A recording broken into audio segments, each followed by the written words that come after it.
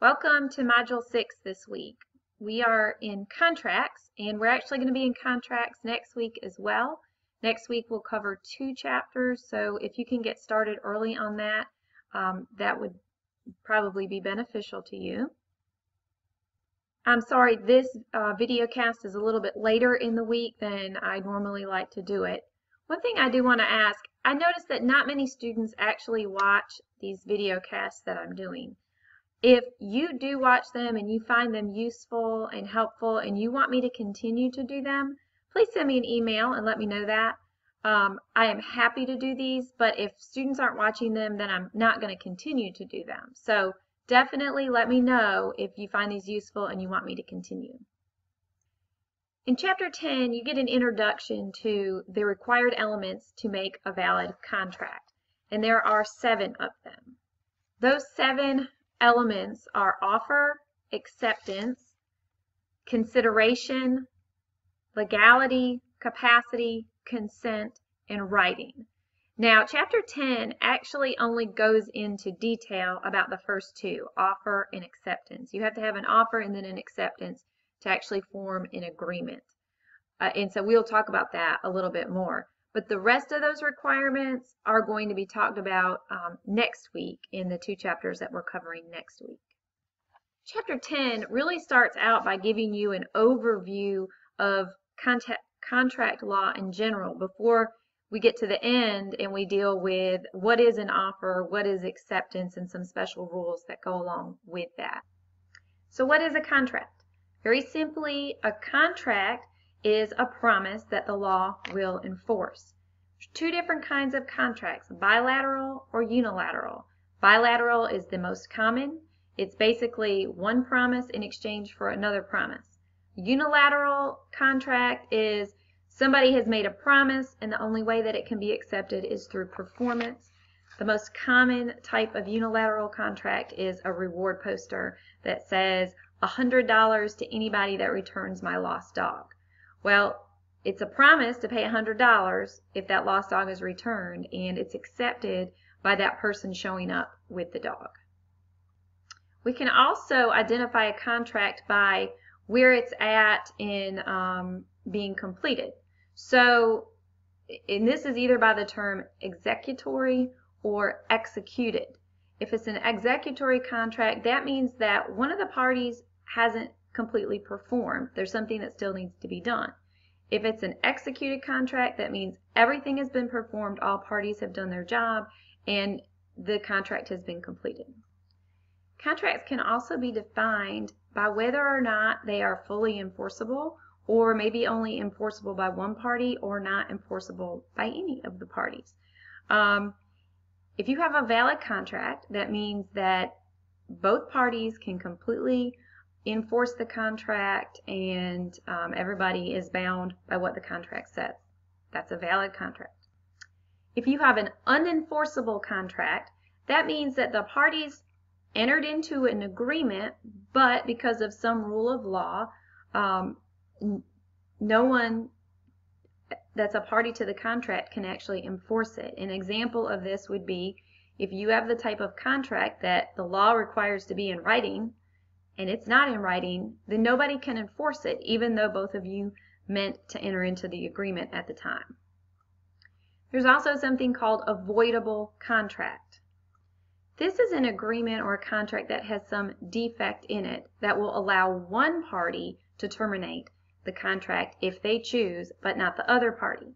And an example of this would be when a minor enters into a contract. They actually enter into a contract, but they're not old enough to actually contract with somebody. The minor actually has, most of the time, the option to terminate that contract or go ahead with it. The other person does not have that option. If the minor chooses to go through with the contract, the other person will be required to go through with it. And once again, we call that voidable because one person can terminate it, but not the other. That's different from another kind of contract, which we would call a void contract. And in a void contract, nobody can enforce the contract at all. And usually it's because whatever the parties have contracted to do is illegal. An example would be two people form a contract to sell drugs illegally. Well, even if one of them violates their agreement, they can't go to court and force somebody to follow through with it because the contract itself to sell illegal drugs is illegal, and therefore that whole contract would be void. Now, the book also talks about a situation where what happens if the parties don't actually have a contract, but the plaintiff did something or relied on something, and they actually have some damages and injury because of that, even though they can't prove that there was actually a contract. Well, the law has an answer for this. They have a couple of, they're actually remedies that a plaintiff can use to still recover something from a defendant, even though they can't prove they have a contract. The first one of these is called promissory estoppel, and there are three things that a plaintiff has to prove. First, plaintiff would have to prove that the defendant made a promise, knowing that the plaintiff would likely rely on it. Second, plaintiff actually relied on defendant's promise. And three, the only way to avoid injustice is to enforce the defendant's promise. In addition to promissory estoppel, there's another remedy that's called a quasi-contract. And in this situation, the defendant doesn't actually make a promise, but the defendant is benefited by some action by the plaintiff. Again, there are three elements to a quasi-contract. Plaintiff has to prove that plaintiff gave some benefit to the defendant. That the second thing is that plaintiff reasonably expected to be paid for the benefit and the defendant knew that they were expecting that. And third, that the defendant would be unjustly enriched if he did not pay. Now, in a quasi-contract, the damages that are awarded are called quantum meruit, and that means that the plaintiff will get as much as he deserves. So the whatever benefit that they afforded the defendant, then that's what they're going to be compensated for, as much as they deserve. A couple important things to remember about these remedies. Number one, they are not very common. Usually, if you can't prove a contract, you're out of luck. But once in a while, in rare circumstances, promissory estoppel or quasi-contract might come into play and provide some relief for a plaintiff. Something to remember to know when would apply in what situation is in promissory estoppel, the defendant has actually made a promise. In a quasi-contract, the defendant has not made a promise. Another category of contracts that is that they're either express or implied. Now, express are by far the most common contracts, and that is where all the important terms are spelled out.